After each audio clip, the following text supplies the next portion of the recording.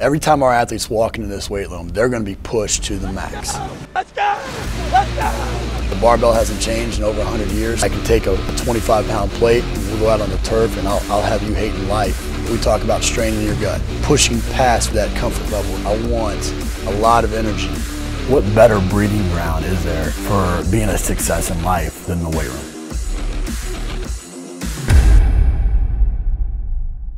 Hey guys, welcome back to Iron Game Chalk Talk. I'm your host, Ron McKeefery, and this is episode number 302. Really appreciate you guys being here. Appreciate those of you that like, subscribe. Just helps us continue to highlight the great people that we have in our profession. Also want to thank our sponsor, Train Heroic, for bringing this episode to you for free. Only partner with companies that I believe in both the people and the product. And the guys at Train Heroic are fantastic people, first and foremost. But they also have a great product. So if you're in the market, please reach out to them. If not, next time you see them at a conference or whatnot, let them know how much you appreciate them being part of the show. This week, I'm joined by Chris Grautski. Chris is the assistant strength coach up at Holy Cross. Jeff Oliver's a friend of the show, whatnot, and doing great things up there, man. But appreciate you coming on the show. Appreciate you having me, Ron. Chris, we were talking a little bit off camera about, you know, you spent most of your career up in the Northeast, which is by a lot of people's standards is the dream, right? Is to stay close to where you're from. But explain, talk a little bit about your experience. But which experience best defines you? Like, which experience had the biggest impact on your development as a coach? Yeah, so I mean, I've been fortunate to stay in the same place. I grew up here, and small school guy. I started in Division III, making $2,300, a year, with free housing and as many master's classes as I could take, and just working my way up from there. I'd say the biggest place that I learned was at Assumption College. I was the director of all 24 sports. So there's not a lot of time to read or even be at your desk when you have that kind of load. But you learn so much. I was, in the weight room training 8 groups a day, and, you make some mistakes and you see what works, you see what doesn't work. And there was a lot of trial and error in those years. And, being responsible for all those athletes and the interaction with coaches, I think was huge. Now I also am a little bit different where I was a sport coach and a strength coach coming up. I interned under Jeff Oliver in college. And, I told them I wasn't sure what I wanted to do. And they used to let me sit in on the football meetings as well as be in the strength and conditioning department. So I get to see both sides. And I did both for a while. This is year 4 now that I've just been a strength coach. But I think having the unique perspective of, I've recruited for football. I've, coached football. I've run, film sessions, the whole deal, along with the strength and conditioning and the recruiting makes it a little easier for me to see what these coaches are seeing. There's usually a divide in a lot of places between the sport coach and the strength coach as far as like wavelength. And I feel like I can speak both languages pretty well. So I feel like that's helped me a lot when it comes to communication with, everybody in the athletic department. Oh, I think that's fantastic. I want to dig into that a little bit more as well. But before we do, one of the main questions we always ask is what's the biggest mistake you've made and how you've learned from it? Oh man, my Mike Boyle says it all the time that he probably hurt a lot of people in the early years. My first couple years as a strength coach, I put a square peg through a round hole a lot. I thought that everybody should squat. I didn't believe that your knees should come over your toes when you went down. And now, like, we operate under regression principles, and there's a whole bunch of different squat variations going on in our weight room at one time. And, we're going to be able to put the gas pedal down on people at different, parts of their training age and, what they can handle. And I just found that to be my biggest mistake, was thinking that it was a one-size-fits-all deal. And it's not. And, we're going to get the most out of people in here, and it just might not be with that same exercise, to use that as an example. I couldn't agree with you more. You mentioned, being a football coach and a strength coach. And I've often said, even on this show, I get crucified for it when I say this, but, I don't think that you can be a great strength coach for a sport that you didn't play. I think you can be a very good strength coach, but I don't think that you can be a great strength coach unless you've experienced those stresses. I mean, unless you've walked into a stadium with 30,000, 40,000, 60,000, 100,000 people hating your guts and having to make that catch or make that block or whatever. I don't know if you can really experience, understand that, and how to prepare for that. But and throughout my career, I've always said that I was a football coach in the weight room. That was my specialty. Instead of coaching quarterbacks, my specialty was coaching, strength. Right. Talk a little bit about, your journey in that road, what your kind of thoughts are on that, but more importantly, how you think it's benefited you having the dual experience. I think, honestly, time management and efficiency is what's really shown throughout the years. Like when you have to recruit the state of Maryland and you have to set up the film cameras for practice and you have to run your own defensive line meeting room and you're in charge of all 120 football players in the weight room and you got to weigh them twice a week, and you just learn how to become really efficient with your time and you learn how to not waste other people's time. And I think that's the biggest thing that it taught me when I was doing all of it. And my boss, Bob Chesney, who's one of the better young football coaches coming up, he's awesome. And he always questioned, like, how does this guy get it done? And I just think through trial and error, just taking on a lot and figuring out how to be efficient with it and just getting better. And I don't think it was easy in the early years. I think I made a lot of mistakes with time management. And, no one ever wants to be the guy that gets ripped. And, you just eventually learn to, figure it out.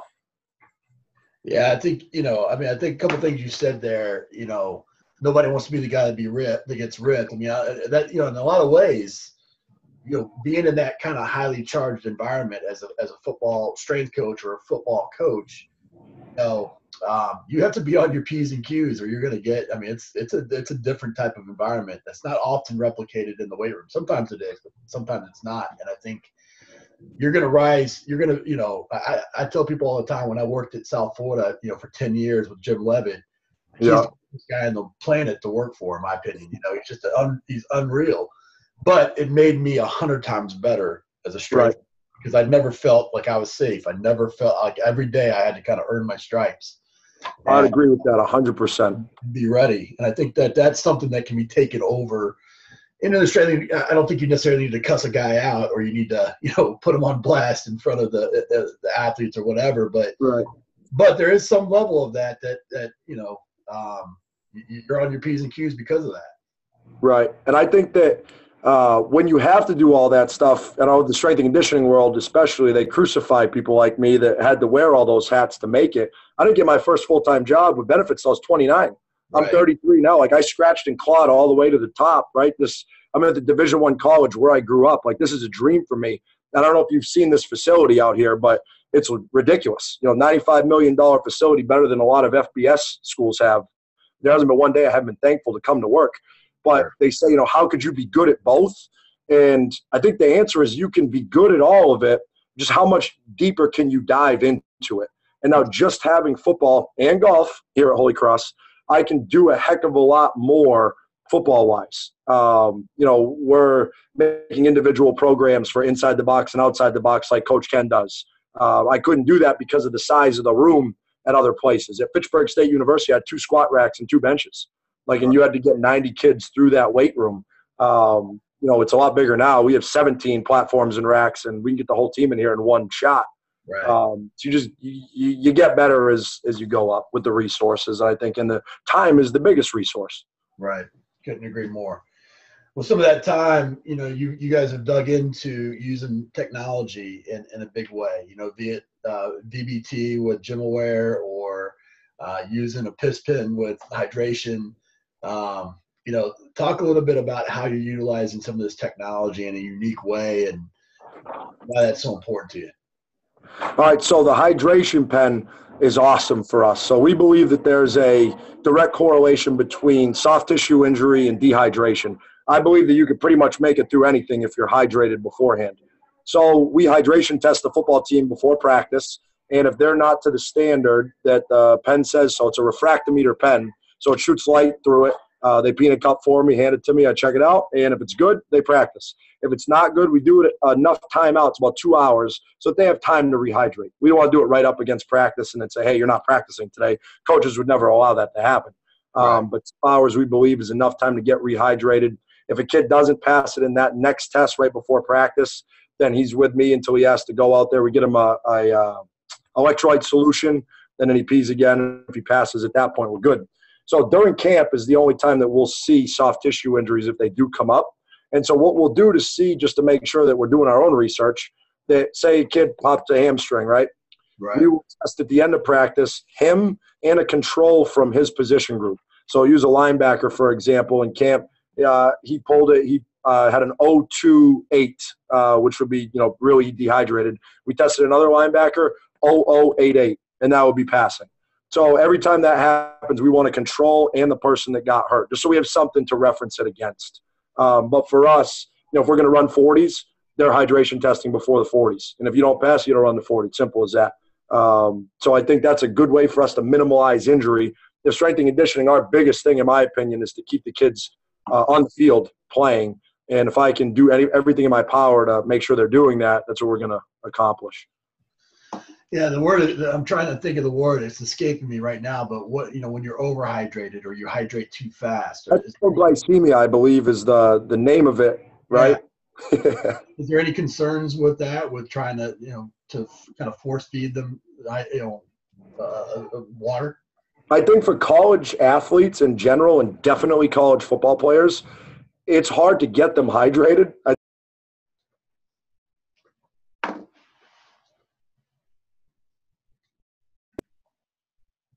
Sorry about that. It's all right. So that was my girlfriend. So we've read about it a little bit. The athletic trainers aren't worried about it at all. And it's harder for us to get them hydrated than to put them into a state of, I think I read one article that said somebody, passed away from hypoglycemia like one time in the last 15 years was the example they used. So Right. I just think they're so few and far between. And, in the hot summertime when they're out there running, I just think it would be so hard to do that. Yeah, I would agree with that 100%. I would venture to say you're probably seeing far more people that are dehydrated coming in those 2 hours before than hydrated. But I agree. What about with VBT? You're doing a lot of work there. How are you implementing that into your program?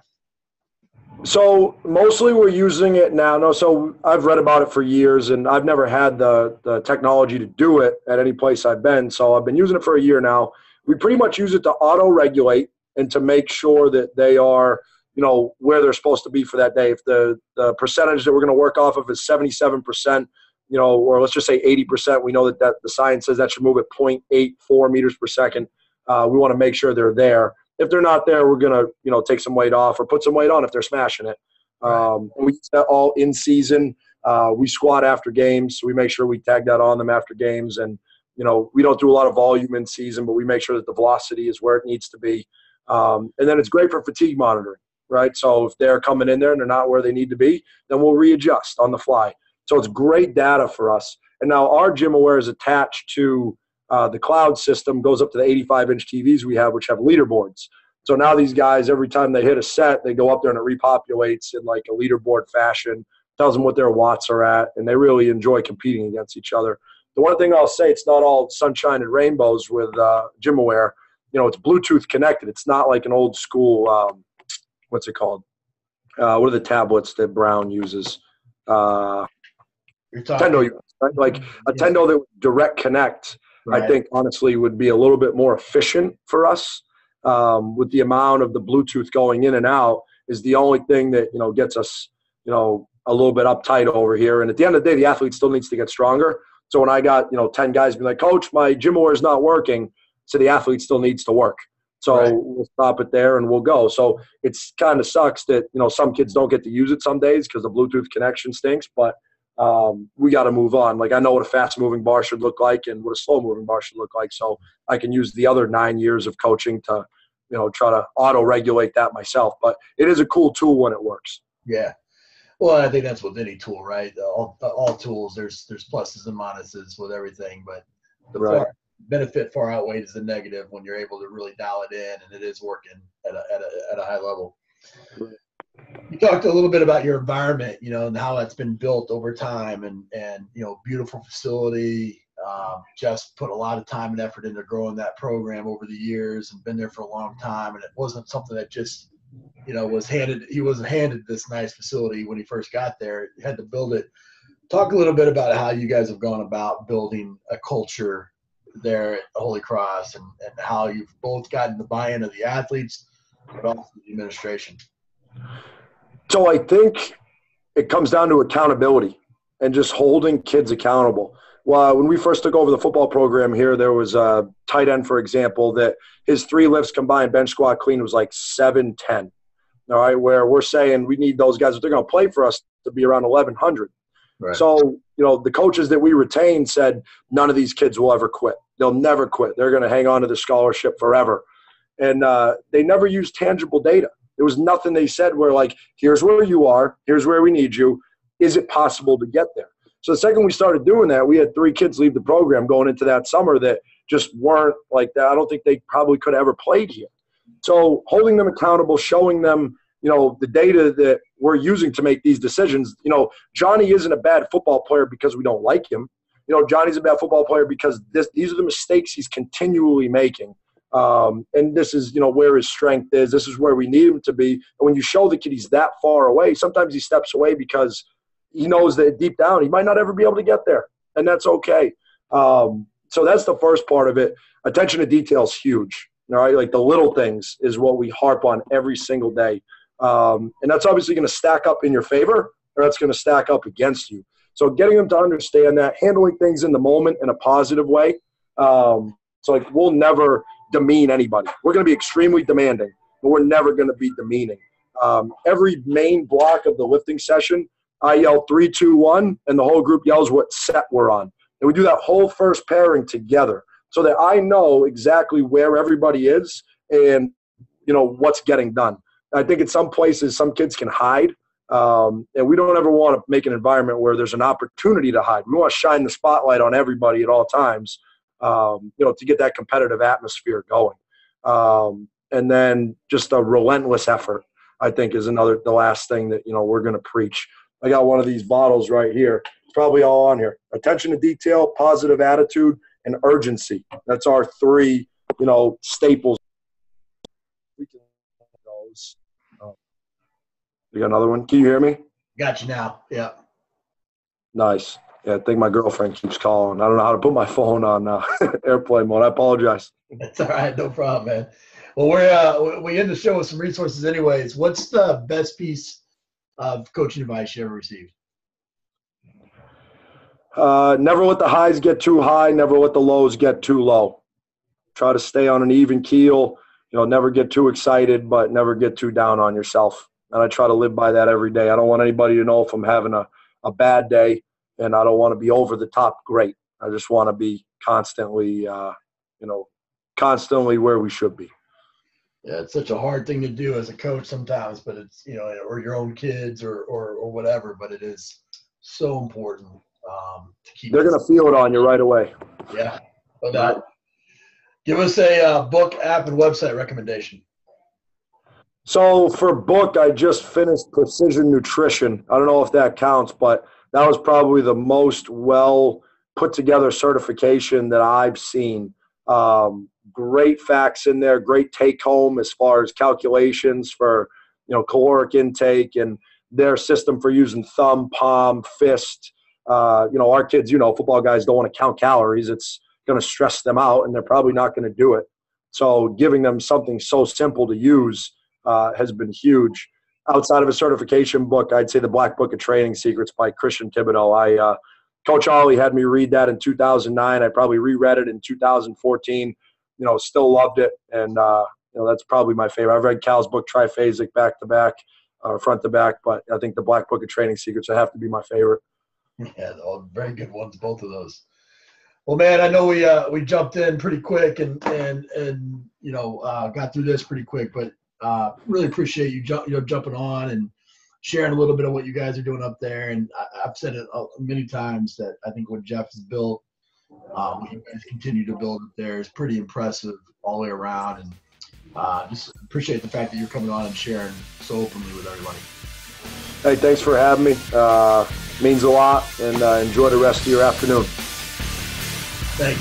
That's it for this episode of Iron Game Chalk Talk. Thanks to this week's guest as well as our sponsors for bringing this episode to you for free. Make sure to check out ronmckeefery.com where you can join our mailing list, find the show notes, including all the links and resources mentioned, and information about Coach McKeefery's other products. While you are there, please join Coach McKeefery in the comments section thanking our guest for sharing. If you haven't subscribed to Iron Game Chalk Talk on YouTube or iTunes yet, make sure to do so. Comments, ratings, and reviews are always welcome. Coach McKeefery can be found on Twitter at @RMcKeefery, on Facebook and YouTube at /Ron.McKeefery. That's it for this week. Be sure to check back next week for another great episode of Iron Game Chalk Talk.